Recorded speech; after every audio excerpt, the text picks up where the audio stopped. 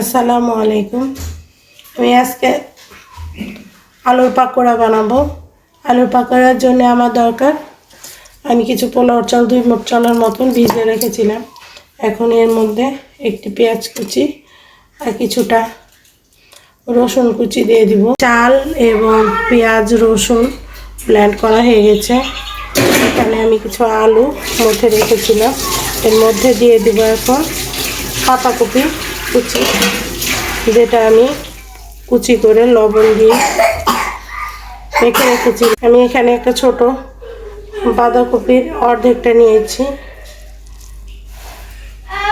এখন এখানে পেস্ট করা চালের পেস্টটা দিয়ে দিব।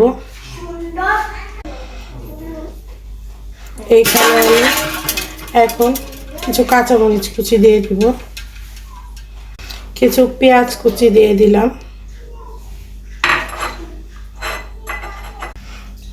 কিছু পেঁয়াজের কুলি কুচি করে রেখেছিলাম, এগুলো দিয়ে দিলাম।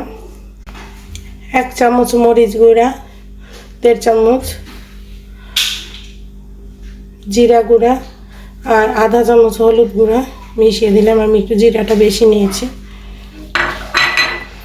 গোলমরিচের গুঁড়া আর গরম মশলার গুঁড়া দিয়ে দিলাম।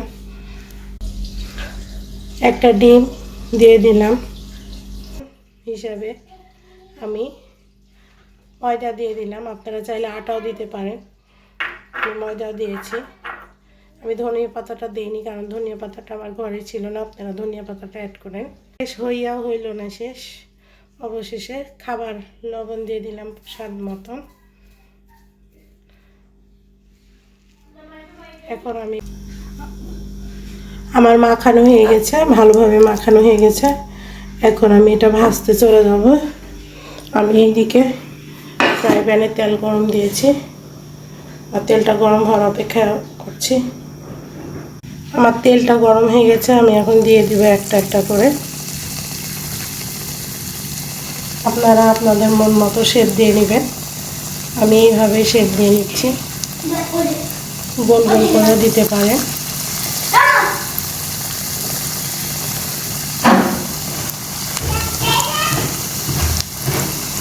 আমার সব দেওয়া হয়ে গেল।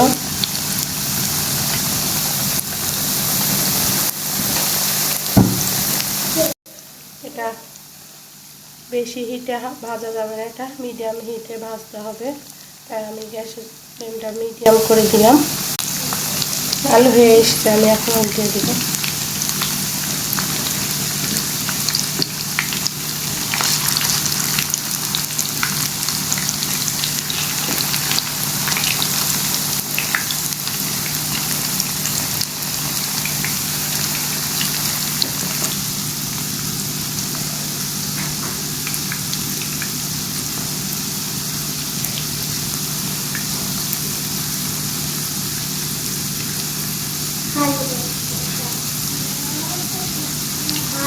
আমার এই রেসিপিটা যদি ভালো লাগে অবশ্যই একটা লাইক, কমেন্ট এবং শেয়ার করবেন। নতুন চ্যানেল দেখে অনেকেই ভিডিওগুলো স্কিপ করে যায়, তাদেরকে অনুরোধ করছি চ্যানেলটাকে সামনে এগিয়ে নিয়ে যেতে সাহায্য করবেন এবং আমার ভিডিওটা বেশি বেশি শেয়ার।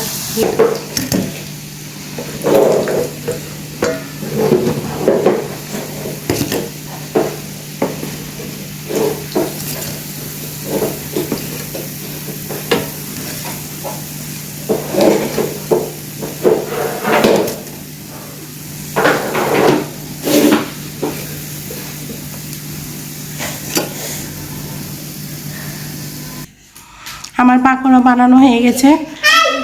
আমার এই ভিডিওটা যদি আপনাদের ভালো লাগে অবশ্যই একটা লাইক দিবেন, কমেন্ট করবেন, শেয়ার করবেন।